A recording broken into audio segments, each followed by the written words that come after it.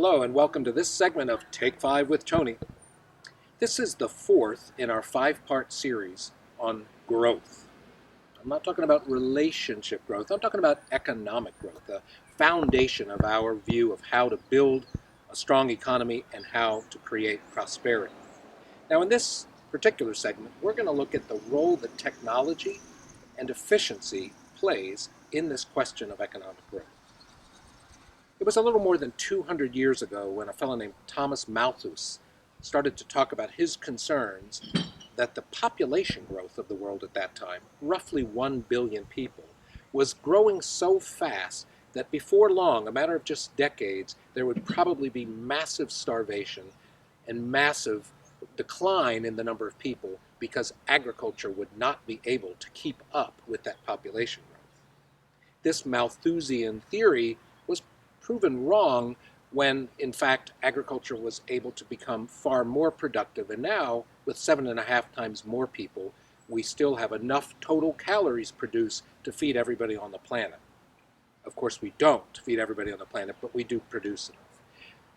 Much more recently, about 40 or so years ago, people like Donella Meadows and Lester R. Brown started talking about the limits to growth. And they put forward a theory that if we just continued on an unlimited physical expansion growth economy, soon we would be running out of potable water, our groundwater resources would decline, our soil fertility and topsoil would decline, and our oceans and fisheries would decline. And it turns out a lot of what they said was right, but in an overall sense, it still doesn't seem like there's any pressing limits to growth. A decade and a half ago, people started talking about peak oil. The idea being that with wells all over the world, from Texas and Oklahoma to Saudi Arabia, that oil production and gas production was in steady decline, was becoming harder to find, more expensive to get to, and as a result, we would soon cross over the threshold and see oil and gas inevitably decline.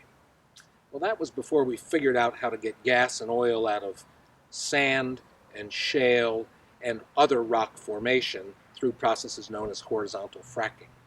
Turns out those technologies pushed back the question of peak energy and peak oil.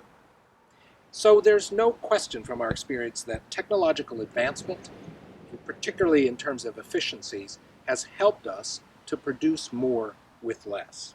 Look at a hybrid car like our little Toyota Prius that has substantially increased the fuel economy of vehicles in our country. Or when we talk about energy technologies, the wonderful, tremendous growth in solar and wind energy means that we're able to get more energy with less energy input. As once the solar panels are constructed, they pull the energy from the sun and convert it to electricity for many, many years without additional cost of production. Clearly, efficiency plays a big role. Right now, in 2015, we have about half the energy intensity that we had in 1975. That means that it takes about half as much energy to produce a unit of output in our economy as it did then. Now, efficiency is kind of a complicated question. You'll hear people talk about the Jevons Paradox or the Rebound Effect, which says that when we make efficiency gains, we counteract them simply by consuming more. But that's not altogether true. When we bought our Prius and it improved our efficiency by 50%, we don't drive 50% more. When Janet Woolwine put solar panels on her roof, she didn't leave more lights on and try to use more energy. So efficiency is a critical part of building a healthy economy. But it's also true that efficiency gains can and often are overwhelmed if we promote sheer, constant, and unending growth. We've got to have both. Improvements in these technologies, get more out of less energy input, but at the same time, find a new economic paradigm that doesn't depend on all of us leading bigger lives forever. Thanks, and we'll see you next time.